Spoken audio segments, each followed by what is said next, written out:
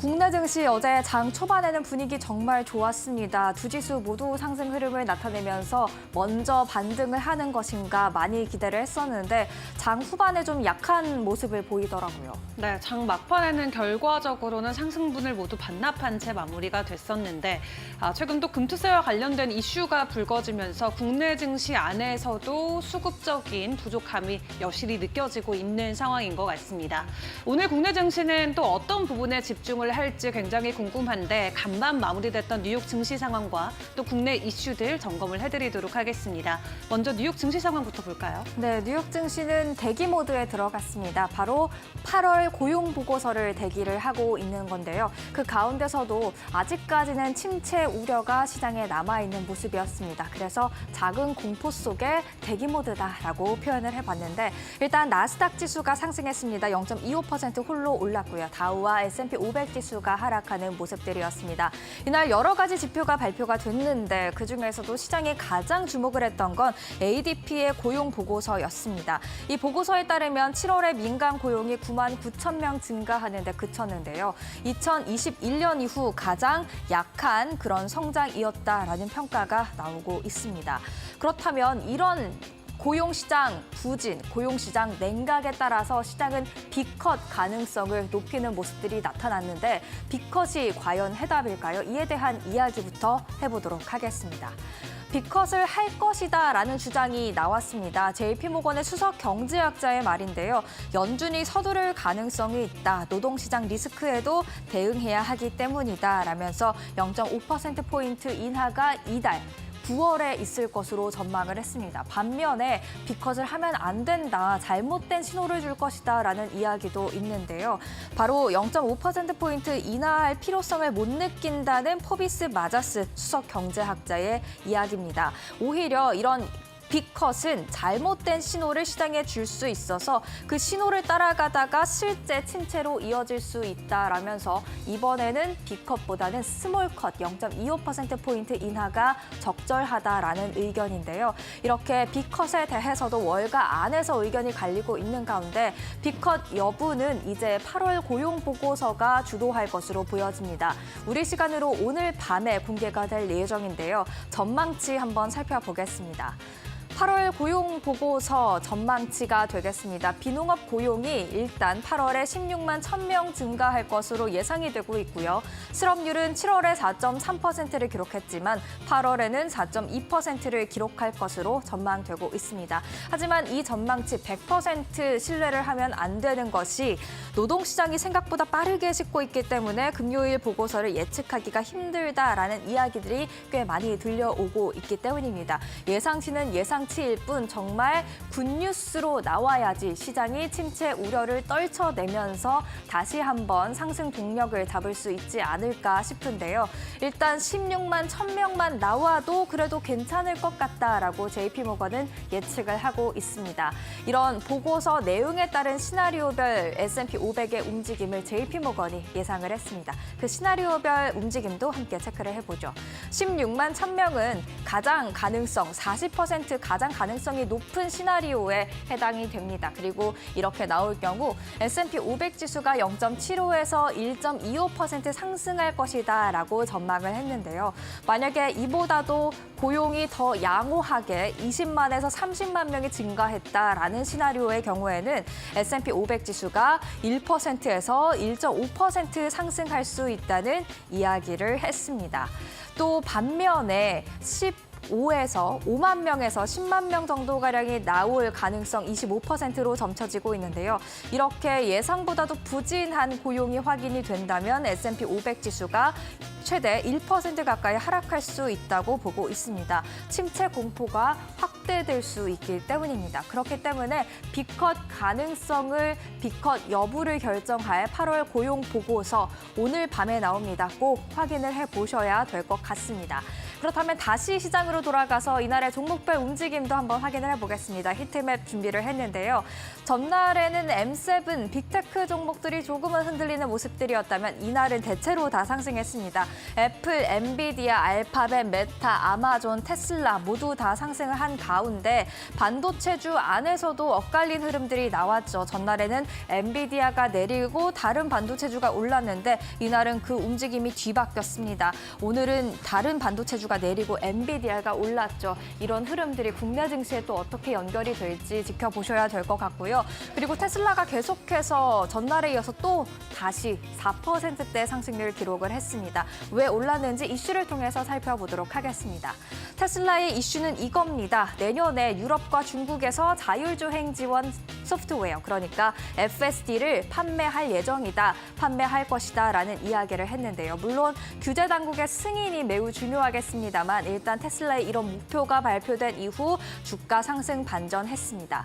또 엔비디아 소환장을 발부받지 않았다라면서 소환장 발부에 대한 보도를 부인하는 그런 모습들이 어제 나왔고요. 뱅크 오브 아메리카 5년 만에 지금 가장 저렴하다면서 매수 의견을 추천을 하는 모습들이었습니다. 종가 107달러 선에서 형성이 됐는데 지금 목표 주가 165달러로 잡고 있죠. 추가 상승 여력이 한참 남았다라고 뱅크 오브 아메리카는 보고 있습니다. 애플도 밤사이에 0.7%가량 올랐는데요. 현지 시간 9일 신제품 공개 행사를 앞두고 있죠. 보통 뉴스에 팔아라라는 이야기가 있어서 애플도 당일에는 보통 주가가 내리는데요. 그 이후에 어떻게 움직일까요? 애플 함께 전망해 보도록 하겠습니다. 애플 AI 효과 보려면 시간이 좀 걸릴 것 같다라는 이야기가 있습니다. 일단 애플에 있어서 아이폰이 왜 중요한지부터 아이폰 16이 특히 왜 중요한지 확인해 보겠습니다. 애플 매출의 절반을 아이폰이 차지하고 있기 때문에 애플의 실적은 아이폰 실적에 의해 좌지우지 된다라고 이해를 할 수 있을 텐데요. 지금 또 애플의 밸류에이션이 워낙 높기 때문에 이 밸류에이션을 정당화하기 위해서는 그에 걸맞는 실적이 필요한 상황입니다. 그만큼 아이폰, 특히 이번에 나올 아이폰 16이 중요한 이유가 되겠죠. 그런데 아이폰 16의 초기 반응은 밋밋할 수도 있다라는 이야기가 있습니다. 왜냐하면 6월 WWDC에서 이미 AI 기능을 공개한 바 있기 때문에 선반영된 부분들이 많다라는 거고요. 또 AI의 본격적인 사용은 10월부터 또 올해 말부터 가능하기 때문에 당장 단기적으로 반응이 뜨겁게 나오지 않을 수 있다라는 이야기가 되겠습니다. 그럼에도 불구하고 향후 2년 동안 그래도 교체 사이클이 진행이 되면서 완만하게나마 계속해서 상승세 매출이 이어질 것이다라는 전망까지 나와 있는데요. 단기적으로는 신제품 공개 행사 이후 좀 흔들릴 수는 있겠지만 장기적으로 보신다면 이런 생각을 할 수 있을 것 같습니다. 만약 AI 기능만 잘 안착시킨다면 애플은 하드웨어와 소프트웨어를 결합시켜서 판매할 수 있는 강자임을 다시 한번 확인해 주면서 AI 버블 테스트에서도 그나마 무난하게 통과할 수 있지 않을까 생각을 해볼 수 있을 것 같습니다. 다음 장 한번 같이 확인을 해보실까요? 그러면 마무리로 미국과 한국의 연결고리를 생각을 해봐야겠죠. 일단 뉴욕 증시 고용보고서 대기 모드에 들어간 만큼 우리 시장 오늘도 방향성을 탐색하지 않을까. 장 초반과 장 후반이 좀 다른 움직임이 나타날 수도 있겠다라는 생각을 해보고요. 또 애플 신제품에 대한 기대감이 살아있는지 한번 체크를 해봐야 될 것 같은데 이에 따라서 애플 관련주 당연히 영향을 받을 수 있을 것으로 보입니다. 한편 LG 이노텍 같은 경우에는 선반영돼 있다라면서 최근 3거래일 동안 하락세를 보였었죠. 이런 부분들 체크하셔야겠고요. 테슬라가 지금 밤 사이에 크게 오른 만큼 오늘 국내에서 또다시 2차 전지주와 자율주행 관련주의 움직임도 한번 체크를 해보셔야 될 것 같습니다. 이렇게 목요일장 정리를 해봤고요. 챙겨보셔야 될 이슈들까지 정리해봤습니다. 이어서 국내 증시로 더 자세하게 들어가 보겠습니다.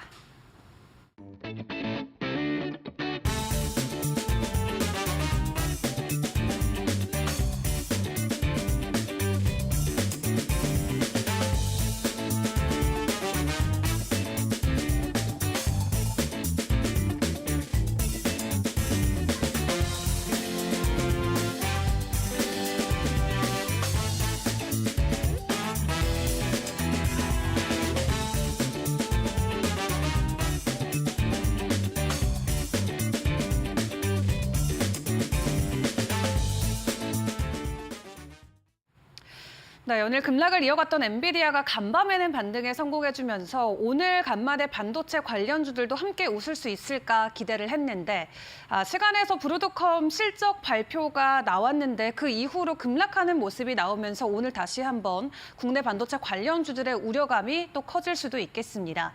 사실 실적 자체는 나쁘지 않았습니다. 매출 같은 경우는 130억 달러를 기록하면서 전년 대비해서도 40% 증가하는 모습을 보였는데요.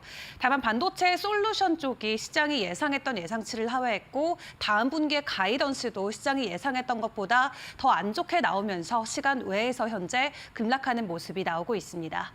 이런 브로드컴의 실적과 관련된 부분 오늘 국내 증시는 어떻게 소화할지도 챙겨봐야 될 것 같은데 먼저 간밤에 마무리됐던 증시 상황 다시 한번 체크를 해보도록 하겠습니다. 어제 코스피와 코스닥 출발 자체는 나쁘지 않았습니다. 동시에 동반 상승을 오랜만에 보여주면서 기대감을 키웠었는데 아쉽게도 장 후반에 갈수록 힘이 빠지면서 코스피는 2600선 다시 회복이 안 됐고요. 2575선에 그리고 코스닥은 725선에 마무리를 짓는 모습을 보였습니다.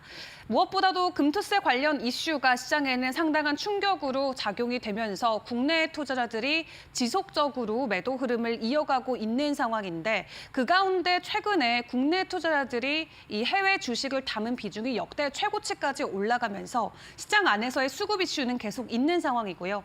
그런 가운데 기관과 외국인들은 우리 시장 안에서 어떤 종목들에 집중을 했을지 그 리스트를 파악을 해보도록 하겠습니다. SK하이닉스가 간만에 반등을 해주긴 했죠. 삼성전자 간밤에도 하락으로 마무리가 됐었는데 홀로 반등에 성공했지만 사실 8월 들어서만 주가는 30% 가까이 조정이 나온 구간에 들어와 있습니다. 그리고 나머지 종목들 모두 대형주 위주로 외인들이 담아간 모습을 확인을 해볼 수 있겠고요. 어제 카페24도 좀 6%대 가격 하락이 나왔습니다. 최근에 회사 안에서의 재무제표 구글과의 협업을 통해서 나쁘지 않은 모습이 나오고 있음에도 불구하고 어제장 에서는 큰 폭의 가격 하락이 나왔었고 기관 쪽의 매수 상위 종목들도 체크를 해볼까요? 기관 쪽을 보시면은 최근에 한국전력 지속적으로 담아가는 모습이 포착이 되고 있습니다. 그리고 카지노 관련주인 강원랜드 이슈 시간대 다시 한번 점검을 해볼 텐데요. 어제 기관이 코스피 쪽에서는 많이 담아갔던 종목의 이름을 같이 올렸고요. 그리고 원택 같은 경우는 지금 브라질 쪽에서 이 올리지오에 대한 판매 허가 승인이 나면서 어제장에서는 나름의 강한 상승을 함께 보여주기도 했고 또 아이폰 출시와 관련해서 관련 기대감으로 OLED 관련주들도 지속적인 상위권 리스트에 이름을 올리는 모습 체크를 해볼 수 있었습니다. 이 이슈 단으로 넘어가서의 시장 흐름도 파악을 해보도록 할 텐데요. 어제 딥페이크 관련주들 다시금 움직였습니다. 원래 뉴페이스가 처음 등장하면은 적어도 일주일 이상은 지속이 되기 마련인데 최근에 시장이 좀 흔들리면서 관련주들이 부진하나 싶었지만 어제 다시 한번 이 해당 섹터 안에서 상한가 가는 종목이 3종목이나 나왔었고요. 이 법무부가 예산을 12억 원까지 증액을 했다라고 합니다. 딥페이크를 분석하기 위한 장비와 솔루션들에 12억 원을 증액하면서 관련주들이 어제 상한가 안착하는 모습이 나왔고 또 양자암호 관련돼서 이슈가 나오면서 PPI가 상한가 안착을 했는데요. 한국전자통신연구원이 이 광자 방식의 8큐비트 칩을 개발했다라고 합니다. 이 양자 현상과 관련해서 지속적으로 속도감이 나오고 있는 모습들이 전해지면서 관련주들에 대한 기대감이 그대로 주가에도 반영이 됐던 모습이고요. 그리고 카지노 관련해서는 강원랜드 앞서서 기관이 또 많이 담아갔던 종목으로도 확인을 해봤는데 강원랜드가 부지라던가 안에 테이블 수 혹은 게임 기기를 확장할 수 있는 허가를 받아내면서 어제 주도주 역할을 해줬고요. 또 여기에 동일하게 중국과 일본의 연휴가 겹치면서 국내로 들어오는 외국인 관광객들의 비중과 함께 카지노 관련주들에 대한 기대감이 다른 종목까지 퍼졌던 하루였습니다. 자, 그럼 오늘 개장 전에 우리가 확인해 볼 것들까지 동시에 체크를 해보도록 할 텐데요. 일단 간밤에 나왔던 소식이었죠. 테슬라 자율주행 내년 초부터는 정말 상용화가 되는 걸까요? 유럽과 중국 쪽에서의 승인 소식이 간밤에 전해졌는데요. 자율주행 관련주들 지난달에도 한 차례 움직임을 보인 바 있었는데 오늘 해당 소식으로 다시금 변동성 나올 수 있을지 체크해보시는 게 중요할 것 같습니다. 지금 유럽과 중국에서 승인을 기다리고 있는 상황인데 2분기에 나왔던 실적 내용을 확인을 예상을 해보면 올해 안으로 승인될 것으로 기대감은 현재 나와 있는 상황이고요. 지난 6월에는 상하이에서 차량 10대를 가지고 먼저 시험을 할 수 있는 것과 관련된 승인을 받았었어서 이 당시에도 관련주들이 움직임을 보여주기도 했습니다. 이를 놓고 현재 애널리스트들의 입장도 같이 확인이 필요해 보이는데 중국 같은 경우는 바이두라는 빅 공룡, IT 대기업이 있기 때문에 바이두의 내비게이션을 통해서 자율주행이 훨씬 더 수월하게 진행이 될 수 있지만 유럽 측 같은 경우는 중국에 비교해서는 조금 더 시간이 필요할 수도 있다라는 관점도 나오고 있거든요.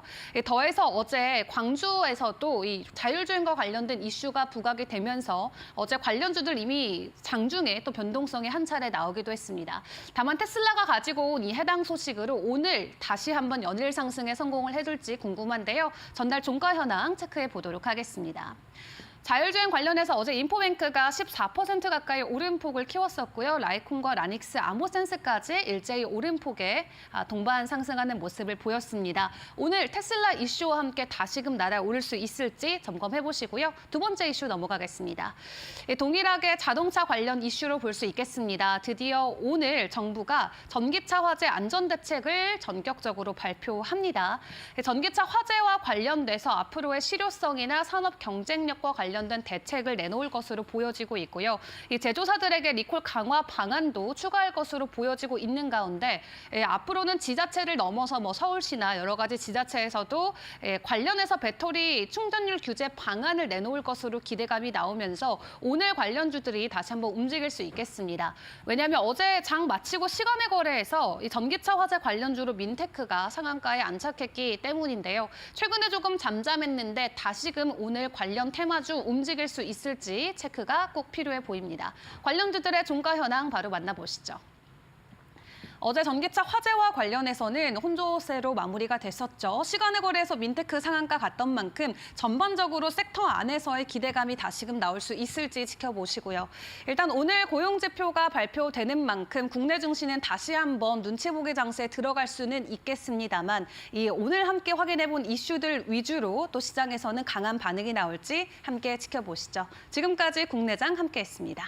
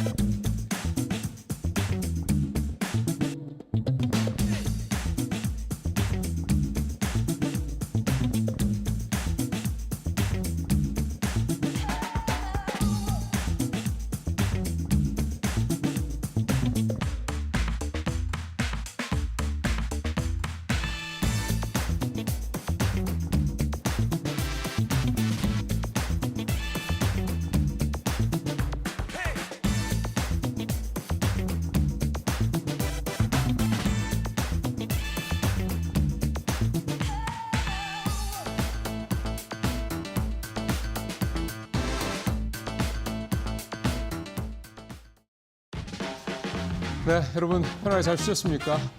오늘 새벽은 조금 약간 좀 더운 것 같은 느낌이 좀 들었습니다. 그렇다고 해서 다시 여름으로 가는 건 아니니까요. 예, 9월 6일입니다. 금요일이고요. 이데일리 TV 뉴스 브리핑 이제 시작하겠습니다. 어제 결국은 두 지수 코스피, 코스닥 다 떨어지고 무엇보다 삼성전자가 다시 6만 원대로 떨어졌다. 10개월 만에 다시 6만 전자가 됐다. 그리고 지난 6월 말에 근 9만 원까지 갔던 고점 대비해서 한 20% 좀 넘게 떨어졌다. 이제 이런 것들이 어제 시장에 좀 눈에 띄는 그런 모습들이었습니다. 별로 좀 안 좋긴 하죠. 엔비디아 주가가 어제도 반등을 못했다는 부분들이 조금 더 컸고요. 비단 국내 반도체주들뿐만 아니라 글로벌, 특히 아시아 쪽의 반도체주들 다 공이 좋지 않은 그런 모습들 보였습니다. 전반적인 큰 어떤 모습들, 큰 흐름들, 많은 관심을 가졌던 부분들은 이제 그쪽일 테고. 근데 이제 스멀스멀이라고 해야 될까요? 요즘에 계속해서 꾸준한 흐름을 보이고 있는 업종이 있습니다. 바로 통신업입니다. SK텔레콤과 KT의 주가가 꾸준히 장이 계속 흔들리고 불안함에도 불구하고 오르고 있고요. 그다음에 금융주들 좀 계속 좋죠. 그러니까 이 통신주, 금융주가 최근에 보면 시장이 불안한 상황에서 이를테면 반도체라든가 2차 전지주 왔다 갔다 할 때 비하면 꾸준하게 오르는 모습을 보이고 있습니다. 이 두 업종이 공통적으로 포함된 분야를 우리가 보통 경기 방어주다 이렇게 얘기를 합니다. 어제 한번 주가 볼까요? 어제 보면 왼쪽에 2차 전지 쪽에 두 대형주 LG솔루션하고 삼성 SDI가 어제 좋았죠. 근데 반면에 어제 에코프로비엠 같은 이런 소재주 쪽은 뭐 크지는 않습니다만 소폭 하락을 했습니다. 그런 걸 비해서 확실히 요즘에 2차 전지는 대형주 중심으로 좀 가고 있다 이런 느낌이 좀 들고요. 그다음에 금융 쪽에서 KB금융, 신한주주 올랐고 SK텔레콤도 1%가 어제 좀 넘게 오르는 그런 모습들을 보였습니다. 시장에서 좀 확실한 주도주, 주도 섹터 없는 상황에서 그동안에 좀 바이오주가 좀 괜찮은 모습을 보였고 2차 전지가 꾸준한 모습을 보였는데 2차 전지주가 좀 최근에 좀 오름내림이 조금 있는 편이어서 조금 불안감이 있는 반면에 통신주하고 금융주는 꾸준한 흐름을 보이고 있다라는 게 어떻게 보면 이제 경기 방어주적인 성격을 좀 더 많이 보인다 이렇게 볼 수가 있겠습니다. 뭐 경기 방어주는 사실 별게 아니죠. 경기를 방어한다. 즉 경기 상황이 안 좋을 때 주가가 비교적 잘 방어한다 이런 얘기가 되는 거고 그럴 수밖에 없는 게 일단 기본적으로 캐시플로우가 안정적인 게 있습니다. 명확하게. 그런 게 일단 가장 크고 최근에 이제 금융주 같은 경우도 그렇겠습니다만 이 통신주라든가 이 금융주 또 이 유틸리티주 그다음에 이 필수 소비자주 같은 경우는 미국 시장에서 보더라도 확실히 이제 필수 소비자나 이런 쪽들이 좀 주가가 방어를 잘 하고 있다라는 게 나타나고 있기 때문에 결국 우리나라도 우리 시장에서도 이런 쪽에 업종들을 좀 살펴보실 필요가 있겠다 생각이 듭니다. 근데 사실은 장이 전체적으로 안 좋으면요, 이렇게 비가 내리거나 소나기가 오면요, 피하는 게 사실은 잘 하는 거다 이렇게 생각이 좀 듭니다. 자, 두 번째 내용은 삼성전자 얘기 앞서 잠깐 말씀드린 것처럼 좋지를 않는데 그래서 삼성전자의 시총은 쪼그라들었는데 밸류업 삼성금융 사총사는 약진한다 이제 이 제목입니다. 그러니까 삼성전자 주가는 계속 안 좋은데 삼성그룹 내에 있는 4개 금융계열사, 삼성생명, 삼성화재 이렇게 보험사 있죠. 그다음에 삼성카드, 삼성증권 이렇게 있습니다. 이 4개 금융계열사들은 시가총액이 계속 오르고 있다. 즉 주가가 계속 오르고 있다. 이 말씀이 되는 겁니다. 실제로 어느 정도 한번 보겠습니다. 표를 보시면 제일 왼쪽에 삼성전자, 삼성생명, 삼성화재, 삼성카드 이렇게 위에 쭉 있고요. 삼성증권은 이제 칸이 모자라서 뺀 모양입니다. 어쨌든 1월부터 8월까지 시총 변화가 나타나고 있는데 삼성전자는 21%, 22%까지 갔다가 지금 20%까지 또 떨어지기도 했고 8월 현재 21% 턱걸이한 상황인데요. 삼성생명 같은 경우 1월 달에 0.62%였던 게 0.85%까지 올랐고 삼성화재도 0.7% 후반까지 올랐고 카드도 0.2% 초반까지 올랐고 그다음에 삼성증권 같은 경우 0.18%까지 시총 비중이 지금 올라온 그런 상황입니다. 이렇게 삼성그룹의 금융계열사들의 시가총액이 높아지고 있다, 비중이 커지고 있다, 주가가 오르고 있다. 역시 가장 큰 거는 밸류업 기대감이라고 볼 수가 있겠고요.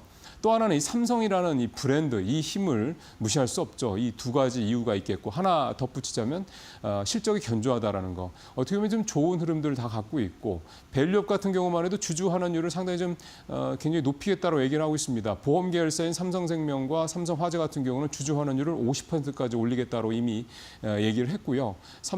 삼성카드와 삼성증권 역시 주주 환원율을 30~40%까지 높이겠다고 얘기를 한 바가 있기 때문에 어떤 브랜드의 힘에 실적의 힘에 이런 밸류업에 대한 그런 적극적인 의지 이런 것들이 복합적으로 작용하고 있다 이렇게 봐야 되겠습니다.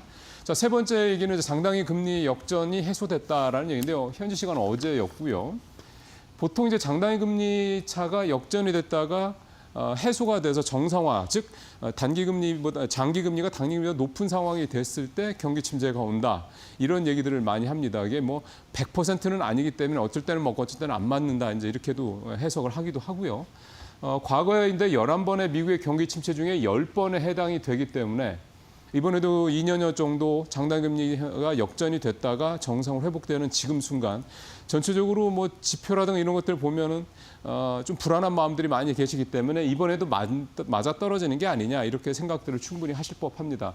오늘 아침에 나왔던 ADP 민간 고용도 좀 좋지를 않았죠.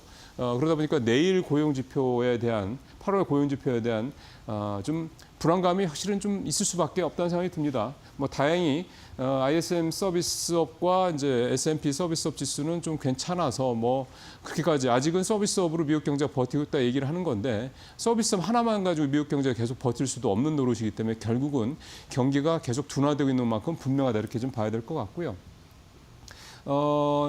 일단 아무래도 내일이죠. 내일 오늘 밤 늦게 이제 나올 이 8월 고용 보고서.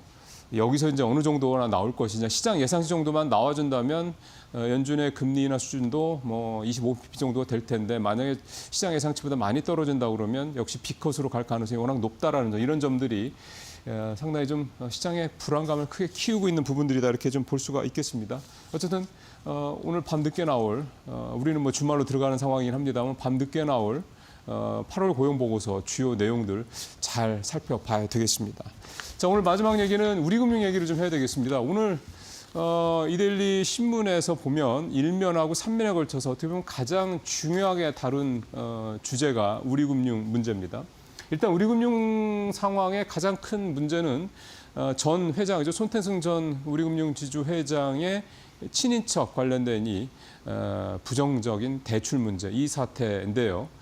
이게 사실 더 확장돼서 크게 나오고 있는 이유 중에 하나는 뭐냐면, 우리금융에서 지금 매년 사고가 터지고 있기 때문입니다. 2022년에, 2023년에, 그러니까 3년 전, 2년 전에 대규모 횡령 사건이 터졌죠, 직원에. 그런 상황에서 이제 그거는 뭐 직원들의 어떤 모럴 해저드다 정도로 치부할 수 있겠다라고 할 수 있었는데, 이게 올해는 이 전 회장이 자기 어떤 친인척들한테 대출을 이렇게 해준 이런 부분들이 있었다 보니까, 그럼 도대체 우리금융은 경영진부터 밑에 직원들까지 이 어떤 그 모럴 해저드 상황이 도대체 어디까지 갈 거냐, 이런 식의 우려가 좀 커지고 있는 겁니다.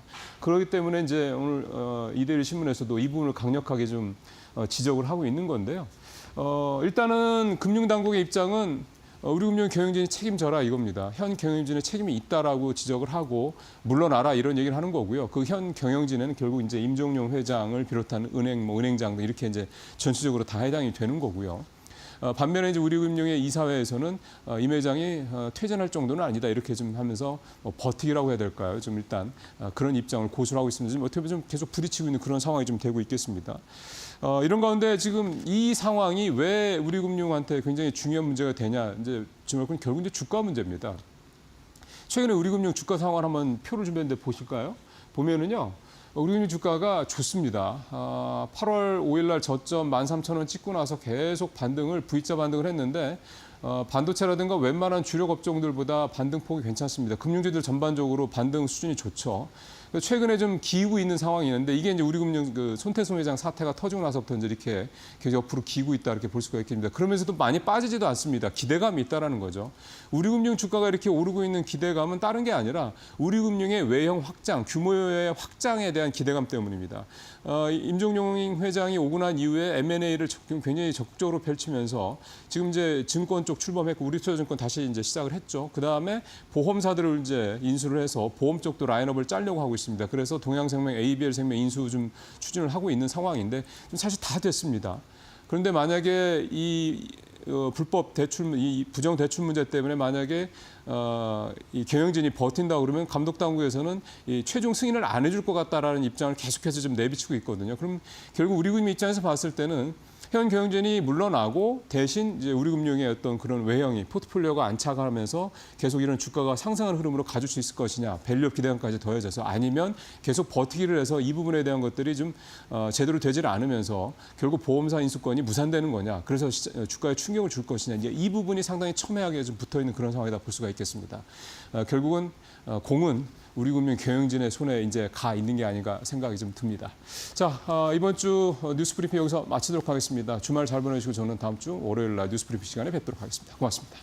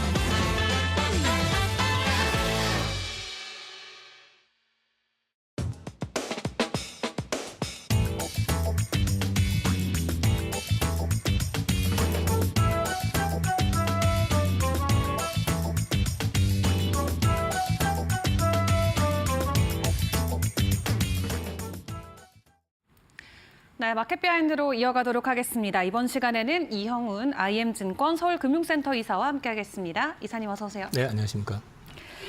네, 어제 우리 시장 좀 수급 이야기를 주제로 좀 함께 이야기를 나눠보도록 할 텐데 지금 어제는 그래도 개인들이 사자세를 보이고 외인들의 매도세가 있었습니다. 3거래일 연속으로 외인들이 매도하고 있는데 최근에 수급 동향들 어떻게 보셨나요? 뭐 여전히 지금 수급 자체가 외국인들에 의해서 좌우되는 상황이다 보니까 네. 외국인들이 사면은 반등을 좀 하다가 팔면은 빠지는 그런 흐름이 되고 있고 국내 어떤 개인 투자자들이 지금 증시에 들어올 만한 유인이 없기 때문에 시장은 사실은 지금 뭐 글로벌 증시에서 찐따가 되어 있는 상태가 돼 있다 보니까 네. 많이 힘들죠. 사실 이제 투자자들 모두가 지금 어려워하는 구간인 것 같고요. 네, 사실 근데 지금 여러 가지 좀 이슈들이 있겠습니다만 개인은 또 개인대로의 수급이 불안하다라는 느낌이 있고 금투세 관련해서 또 외인들은 전반적인 매크로 지표 상황에 집중을 하면서 국내 증시에서도 또 매도로 대응을 하면서 우리 편이 참 없다라는 생각이 많이 들거든요. 어떤 부분에 더 집중을 해야 될까요? 지금 미국이 경기 침체와 관련해 가지고 계속 지금 불안해하고 있는 부분이 시장에서 느껴지고 있잖아요. 네. 그렇게 되다 보니까 지금 만약에 경기 침체가 오게 될 경우에 이번에 9월 FOMC에서 B컷 가능성도 어쨌든 한 50% 가까이 지금 유지가 되고 있는 상황이고 네. 이게 만약에 실현화된다고 했을 때는 또 일본은 지금 금리 인상을 지금 기조화하고 있는 상황이다 보니까 네. 또다시 또 엔이 또 강세가 나오게 되면서 시장을 흔들 수 있다. 최근에 보시면은 삼성전자를 특히 지금 외국인들이 많이 팔고 있는데 네. 올 상반기에 제일 많이 샀던 주식이 삼성전자거든요.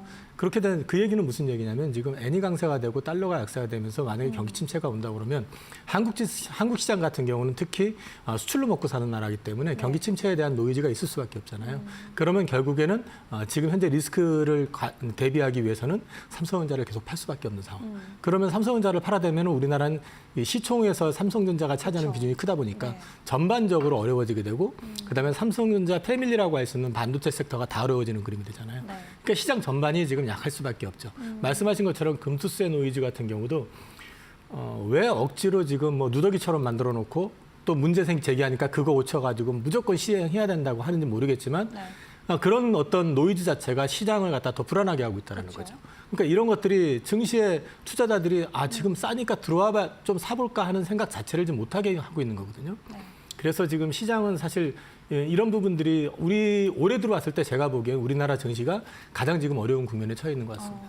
실제로 국내 투자자들이 해외 이 주식을 사고 있는 비중도 역대 최고치까지 올라와 있는 상황이고 외국인들은 또 불안정한 수급을 보여주고 있기 때문에 국내 증시가 어떤 때보다도 최근에 어려운 구간을 지나가고 있지 않나라는 생각이 듭니다. 이 외인들 입장에서도 이 국내 증시에 대한 매력도가 최근에 크게 부각이 되지 않는 상황일 수밖에 없는데 이런 코리아 디스카운트 현상을 놓고 어떤 부분이 주요 이슈일 것으로 저희가 이해를 해야 될까요? 한 네 가지 정도로 말씀을 드릴 수 있을 것 같은데 네. 첫 번째 우리 국내 기업들의 성장률 자체가 정체되어 있다는 거죠. 네. 우리나라 대표 기업 아까 말씀드렸던 삼성전자만 하더라도 이미 이번에 AI 그 혁명이라고 하든 뭐가 됐든 간에 그 열풍에서 비껴나 있는 상황이잖아요. 그리고 또 우리나라 기업체들 가운데서 성장률이 눈에 띄게 성장 산업이라고 하는 섹터에서 두드러지는 데가 사실 별로 없어요. 네. 이런 것들이 지금 사실 외국인들 입장에서 봤을 때는 이 시장의 활력이 좀 많이 떨어지고 있다는 걸 느끼게 해줄 수 있는 게 하나가 있고요.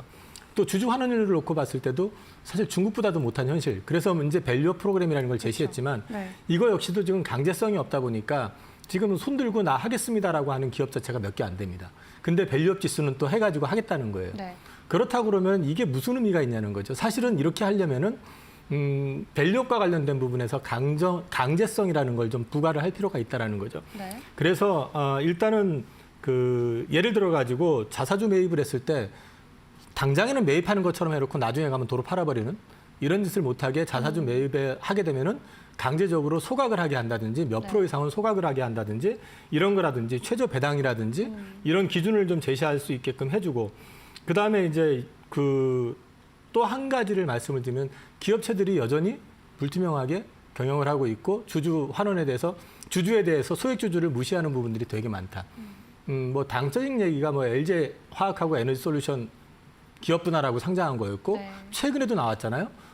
두산그룹에서 네. 합병 가지고 뭐 그냥 자기네들은 아니라고 할지 몰라도 어쨌든 누가 봐도 지배주주인 주식회사 두산에 유리하게 만들고 소액주주들 다 어렵게 만들어버리는 그런 구조를 만들어버린다면은 이런 것들 자체가 지금 시행할 수 있다는 것 자체가 문제인 거거든요. 그러니까 외국인들이 배신당한 느낌, 도둑질 당한 느낌이라고 하면서 한 개 펀드가 청산을 다 팔아버렸다고 하는 기사도 나왔었거든요. 네. 이런 것들이 신뢰를 많이 잃게 하고 있는 게 있고요. 그리고 이제 금투세 이슈 같은 경우가 이제 대표적인 건데 소득이 있는 곳에 과세를 부과한다라는 건 원칙에 문제가 있는 건 아닙니다. 근데 여기에서 문제가 되는 건 이중과세 문제예요. 첫 번째는. 지금 거래세를 없애겠다고 얘기를 하잖아요. 그러면서 지금 디테일 안에 숨겨놓은 거는 뭐냐면 농특세 0.15는 그대로 유지합니다. 거래세라고 해봤자 0.08%예요. 그거 없애겠다고 생색내면서 지금 그 대신에 금투세 부과하겠다라는 네, 거거든요. 네. 그다음에 또 한 가지 문제가 뭐냐면은 이게 지금 우리 시장이 활성화됐을 때 꾸준히 수익이 나는 구간에서 세금을 걷는다면 모르겠지만 지금 이렇게 어려운 구간에서 세금을 많이 내면은 미국 같은 경우도 양도세가 있기 때문에 선진 증시라고 누가 그러던데 세금 많이 내고 제대로 양도세 내 가지고 선진 증시가 될 것 같으면 우리나라가 거래세로 걷는 게 더 많아요. 그러니까 말이 안 되는 소리를 지금 하고 있는 거고. 근데 이제 이런 얘기를 또 있고 또 뭐 이 금투세 관련해 가지고 문제가 되는 게 소액주주에 대한 보호 대책은 하나도 없이 세금만 걷겠다라는 얘기고 그다음에 손실이 나면 5년 정산 얘기를 하는데 미국을 따라 할 것 같으면은 미국처럼 평생 수익이 나기 전까지는 과세를 안 하는 게 원칙이죠. 그래야지 사실 페어한 거 아니에요? 그렇죠. 이제 이런 것들이 여전히 그럼 투자자들 입장에서 봤을 때 무슨 메리트가 있냐는 거죠. 한국 같은 나라에서 성장률 정체돼 있고 기업들이 소액주주들에 대한 보호책도 미비한 상태에서 주주환원도 안 해주는 나라에 투자하는 것보다 네. 미국 가가지고 주주환원율 높고 그다음에 정책적으로 오너들이 딴짓을 못하게 만들면서 기업 성장률도 높은 그 나라 가서 하는 것이 낫죠. 그러면 한국 증시 죽이겠다는 얘기고 그러면 한국 증시가 죽게 되면은 결국에는 우리나라 기업체들이 그 자본을 우리 증시의 역할이라는 게 결국 그거잖아요. 산업자본 육성하는 거거든요.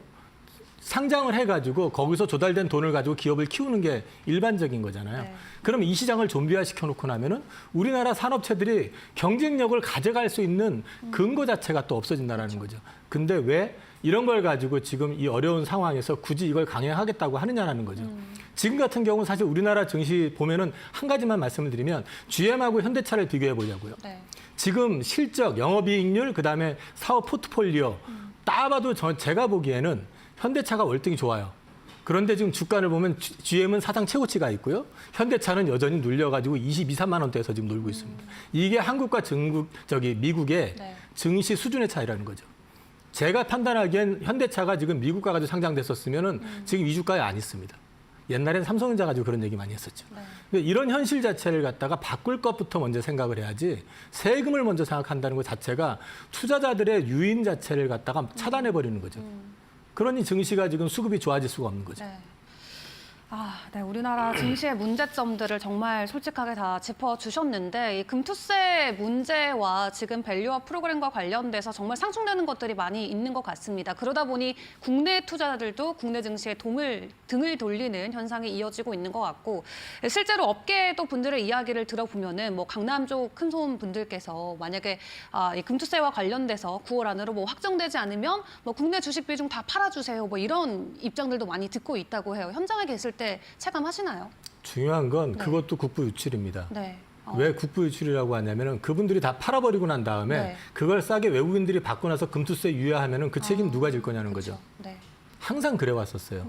그러니까 우리나라는 정말 죄송한 얘기인데 우리나라 국민들이 똑똑해가지고 지금 유지가 되고 있는 거지 정치하시는 분들이 이런 얘기하면 좀 이상하긴 하지만 방향성을 올바로 제시해가지고 기업이 성장하고 했던 것 같지는 않아요. 제가 보기에는. 항상 문제가 생기는 걸 보면 위에서 문제를 저질러요. IMF 때 외환위기 터진 것도 결국은 위에서 환율 주권론 얘기하면서 네. 결국은 위에서 다 망가뜨린 거였었잖아요. 우리나라는 지금 기업체들이 경쟁력을 갖추기 위해서 몸으로 뛰고 있는데 정치에서 방해를 해서는 안 된다는 거죠. 네. 심각하게 판단을 하고 문제가 있는 법이라고 그러면 충분히 공청회를 통해서 검증을 해가지고 조정을 해가지고 법을 시행하려도 해야지 이걸 너무 강제적으로 조급하게 하려고 하는 이유 자체를 모르겠고 이게 자칫 잘못하면 우려되는 게 강남 부자들이 팔고 뭐 하게 되면 주가는 더 떨어지겠죠. 네. 근데 그거를 갖다 외국인들이 만약에 줍줍하고 난 다음에 증시 부양이랍시고 연기하고 유예했다. 그러면 외국인들만 또 돈 버는 상황이 그렇죠. 되는 거 아닙니까? 네. 이거에 대한 책임은 누가 질 거냐는 거죠. 그러니까 이런 부분들을 갖다 좀 명확하게 방향성 제시를 하려고 그러면은 충분히 근거를 가지고 국민들하고 또는 주식 투자자들하고 네. 교감을 가진 상태에서 어느 정도 합의가 된 상황에서 시행을 해야 되는 거죠. 이게 좀 답답합니다, 지금. 네. 금투세 폐지를 놓고 사실 정치권 안에서도 굉장히 좀 여러 가지 의견들이 나뉘면서 오히려 시장이 더 지지부진해져가는 현재 상황. 그렇기 때문에 그에 대한 손해는 오히려 국내 투자자들이 고스란히 떠안을 수밖에 없다라는 현 상황까지 짚어주셨습니다.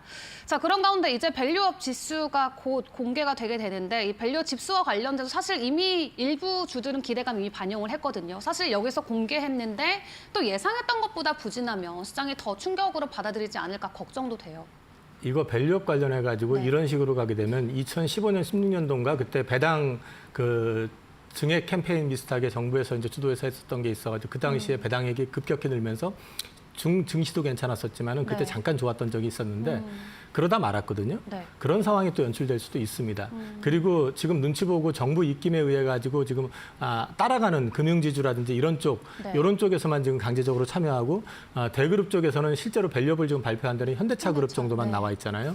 현대차 그룹이 지금 발표한 35% 현대차 같은 경우 주주환원율 35%가 자동차 업계로 따지게 되면 글로벌 표준에 비해서 여전히 못 미칩니다. 지금 일본의 혼다라든지 도요타 같은 경우는 주주환원율이 50%가 넘습니다. 그거를 요구하는 게 아니라 네. 근데 그게 우리나라 지금 주주환원율로 기준했을 때 가장 높다라고 얘기하는 것 자체가 창피한 거죠. 다른 기업들도 그런 부분들에 대해서 강제될 부분들을 찾아야 될 것이고 그다음에 우리나라 같은 경우는 사실 금융지주 같은 경우는 우리가 지금 기축통화국이 아니잖아요. 네. 그러면 우리는 항상 외부 한 변동에 굉장히 민감할 수밖에 없는 나라이기 때문에 그렇다고 해가지고 은행이 마구잡이로 배당을 퍼주고 할 수도 없어요. 해서도 안 된다고 생각을 하고 자칫 잘못하면은 우리가 외환위기가 왜 났었고 2008년 금융위기 때 왜 흔들렸었는지 생각해볼 필요가 있다는 거죠. 네. 그러면 사실은 실제로 배당 여력이 있고 주주환원을 할 수 있는 능력을 갖고 있으면서 안 해주고 있는 대기업들 또는 알짜 기업들이 나서줘야 됩니다. 네. 그럼 그걸 나설 수 있게 하려면은 어느 정도는 강제성도 좀 필요하다고 생각해요. 네. 정말 밸류업을 해야 되는 기업들이 참여할 수 있게 어느 정도 강제성 꼭 필요하다라는 부분 지적을 해주셨고 일단 밸류업 지수 편입과 관련돼서 그나마 현재 국내 증시에서 우리가 내부 이슈로는 기대해 볼 수 있는 게 이것밖에 없다. 보니까 이와 관련된 전략들도 고민하시는 분들이 꽤 있으실 것 같습니다. 이 편입 예상 종목 찾기에 개인분들도 분주하실 것 같은데 그래도 좀 예상이 되는 종목이나 업황들 있을까요? 현재 기준으로 제가 없기 때문에 이 주식은 사시라고 말씀을 드리는 게 아니라 네. 어저께 특별한 뉴스가 나왔기 때문에 이런 성향의 기업들을 보시라는 거죠. 과거에 그 코로나 팬데믹 이전에 그 배당 성향이 50%가 넘어가는 회사가 하나 있었습니다. 어디죠? 강원랜드입니다. 근데 제가 이 말씀을 지금 보시면 강원랜드 지금 재무제표는 엉망이 아닌데 네. 이익이 엄청 줄어가지고 지금 못해요. 네. 그런데 어저께 이제 기사가 나왔던 거 미리 말씀드리면 절대 추천 아닙니다. 네. 그리고 내가 이 부분에 대해서 책임질 생각도 없고 네. 저는 근데 이런 성향들은 앞으로 회사의 변화를 보시라는 측면에서 말씀을 드리는 건데 이번에 나왔던 게 뭐냐면은 외국인들이 베팅할 수 있는 한도를 30만 원에서 네. 3억으로 늘렸거든요. 그다음에 또 한 가지는 뭐냐면 영업장 자체를 갖다가 1,700평을 더 늘렸습니다. 기존이 네. 4,600평으로. 확장했죠. 거기에다가 이제 거기 테이블을 갖다 50대를 더 늘립니다. 기존에 200대였었거든요. 그리고 머신도 250대를 더 늘립니다. 이 얘기는 무슨 얘기냐면 자, 30만 원 배팅할 수 있었던 걸 3억으로 늘렸어요. 그다음에 확장을 해 가지고 테이블 확장시키고 머신 늘렸습니다. 네. 그러면 유치만 잘하면 그다음에 뭐가 발생이 되겠냐는 거죠. 매출로 이어지겠죠. 네. 매출로 이어지게 되면 이 회사가 잘 되는 게 중요한 게 아니라 제가 말씀드린 거는 이 배당 성향이 이 회사가 강했던 거는 이 회사 지배 구조를 보게 되면 여기도 민간 기업이 아닙니다. 그 배당 성향 자체가 높았던 기업이기 때문에 이런 회사들은 주주 환원을 자연스럽게 늘려갈 가능성이 있다라는 측면에서 봤을 때 이런 성향의 기업을 찾아보시라는 측면에서 어저께 기사가 나왔길래 네. 이 회사라면 하고 이렇게 훑어봤었거든요. 과거 한 10몇 년 전에 한참 이 주식이 2만 원에서 4만 원 사이 왔다 갈 때 배당 성향 50%일 때 제 친구가 이 주식을 가지고 꽤 많은 수익을 냈었던 걸 직접 봤었고요. 네. 그리고 제가 현대차 우선주 가지고 배당 그때 한번 말씀을 드렸었잖아요. 지금도 배당 성향이 7.5%, 7.6%입니다. 근데 제가 2020년에 샀을 때도 7.5%였습니다. 똑같네요. 그러면 주가는 지금 네. 2배가 올랐는데 배당 성향이 똑같다는 얘기는 뭡니까? 배당을 계속 늘려왔다는 얘기잖아요. 그런 회사를 찾아보셔야 된다는 거거든요. 네. 그래서 그냥 은행주 좋다고 은행주 보신다고 해서 지금 배당 수량 더 많이 올라갈 가능성 없습니다. 그러니까 좀 그런 것들보다는 좀 새로운 걸 찾아보실 필요가 있다는 걸 말씀드리겠습니다. 네, 밸류와 관련해서 지금까지 늘 부각됐던 지주사, 은행사 말고 정말 알짜배기로 좋은 수익과 매출이 기대돼서 또 주주 환원까지 이어질 수 있는 기업들을 찾아보자 말씀을 주셨습니다. 자, 마지막으로 9월 증시에 대한 전략 짧게 세워보도록 할 텐데요. 여러 가지 불확실성이 존재합니다. 어떤 마음가짐으로 준비해야 될까요? 시장 제가 9월 들어서면서 8월 말인가 말씀을 드렸죠. 9월 증시 별로 크게 기대할 거 없을 것 같다. 네. 그다음에 연준하고 시장의 눈높이를 지금 맞추는 작업을 해야 되기 때문에 계속 노이즈가 있을 것 같다. 이럴 때 주가 빠졌다고 물 타겠다고 섣불리 덤비시는 것보다 또는 많이 싸졌으니까 내가 여기서 사봐야지 하시는 것보단 네. 매크로 시장 자체가 경기 침체에 대한 노이즈를 걱정하고 있다 그러면 사고 싶더라도 조금 분할을 해가지고 천천히 사시는 전략을 가져가시고 그다음에 주가 올라간다고 그래서 제가 지난주에 그랬었죠. 바이오 주식 단기 고점 시그널 나온다고 과열 시그널 나온다고 말씀드렸던 것처럼 네. 그때 말씀드렸던 이유가 뭐냐면 재료 나오니까 그냥 급하게 쫓아가니까 고점에서 사가지고 거기에다가 외국인 기관이 팔아버려가지고 확 눌려버리고 그 주식은 지금 고점에서 40% 빠졌습니다. 그러니까 이런 리스크가 있다는 걸 염두에 두시고 너무 세게 붙지는 마시라는 말씀드리겠습니다. 알겠습니다. 매크로 지표 잘 확인하면서 저점 매수와 관련돼서 너무 공격적으로 가지 말자 말씀 주셨습니다. 지금까지 이영훈 이사와 함께했습니다. 수고하셨습니다. 예, 감사합니다.